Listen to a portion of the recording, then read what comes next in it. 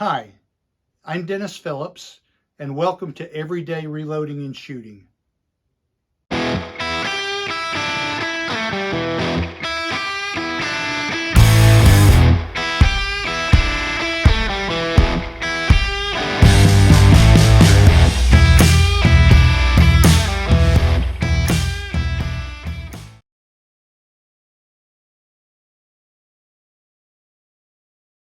All right, here's my new setup. This is my Tikka T3X mounted in an MDT ORYX chassis, and I have a Magpul bipod on the front, and I'll be using a rice-filled sock for my rear bag. I have the Vortex Diamondback 6-24 by 50 tactical rifle scope mounted here, and we will be shooting two 20-shot groups with a 75 grain boat tail hollow point bullet with CCI 400 primers.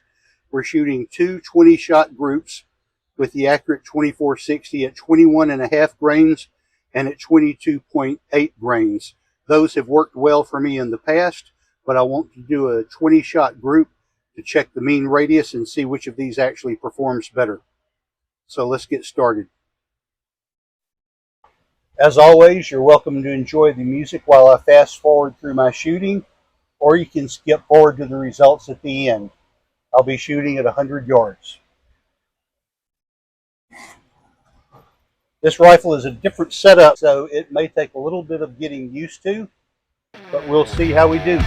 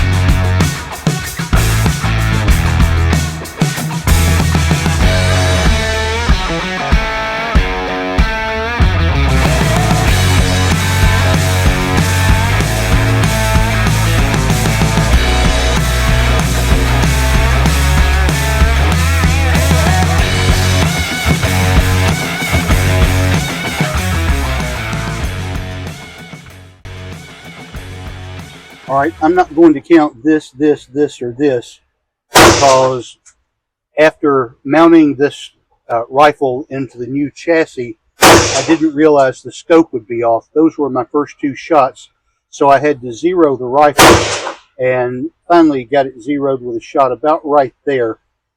But for 20 rounds, that looks reasonably tight.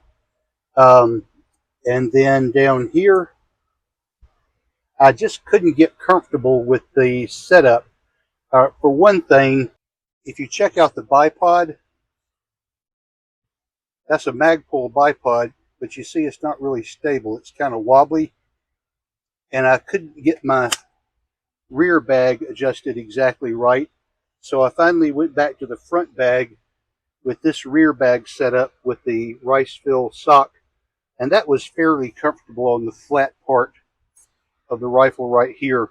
It matched up pretty good with the front bag. I'm going to be taking that bipod off of the rifle, and we'll come back and try it again.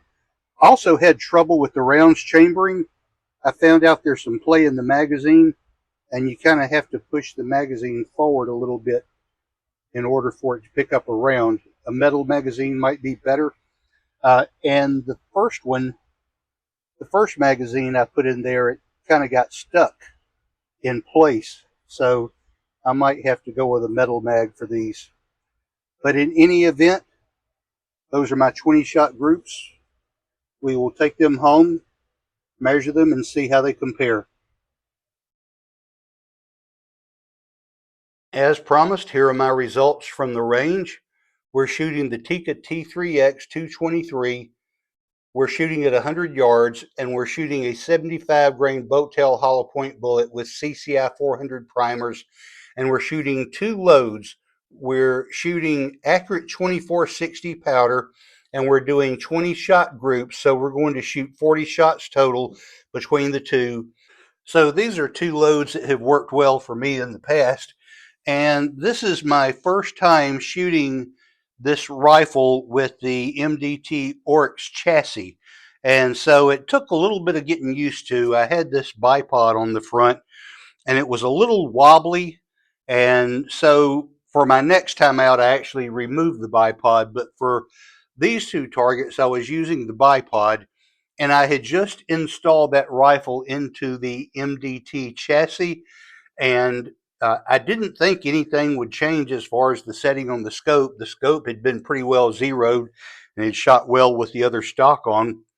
But here, my first shot was here at the very top of the target, and I expected it to be right in here, really close to zero, because I didn't change the scope. But apparently how that rifle is torqued or handling it or whatever, it may have gotten bumped. But in any event, I adjusted it.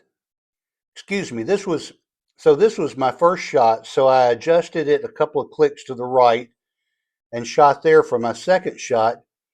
And then I adjusted it down. I adjusted it too much, and it shot down here low. The second one shot here, and then the 1, 2, 3, 4, 5th shot actually hit right here.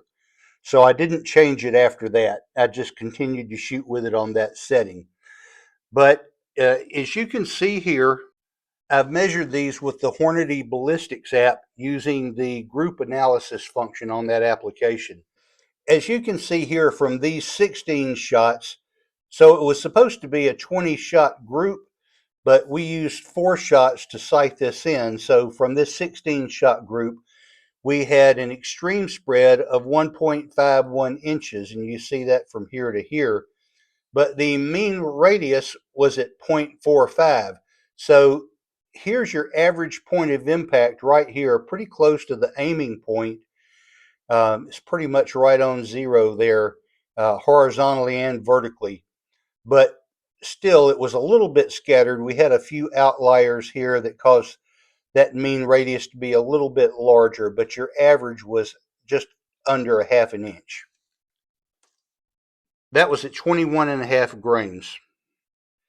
At 22.8 grains, we were considerably more scattered. The rifle was shooting lower, and the group was pretty much centered. Although it was scattered, it was pretty much centered right here. This red line is your vertical axis, and then this red line is your horizontal. So that's the average center of the group where these were hitting.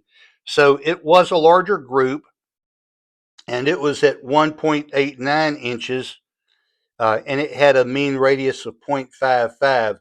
I believe a little bit more testing is needed with the accurate 2460. I'm thinking even a lighter load than 21.5, or maybe somewhere in between that and the 22.8 might be a better load. So we'll be looking at that in the future. I would not hesitate to use the 21.5 grains of accurate 2460 with a 75 boat tail. I think it's producing pretty decent results right here, because the average group size, since the mean radius is 0.45, a radius is half a circle. So if you double that, that means your average group size is 0.90 inches with 16 shots. So consider that next time you're loading some 75 grain boat tail hollow point bullets and you're looking for a good powder to shoot it with. There you go. So if you have any ideas or thoughts about this video, please feel free to leave a comment below. Or if there's anything that you would like to see in the future, please let me know that.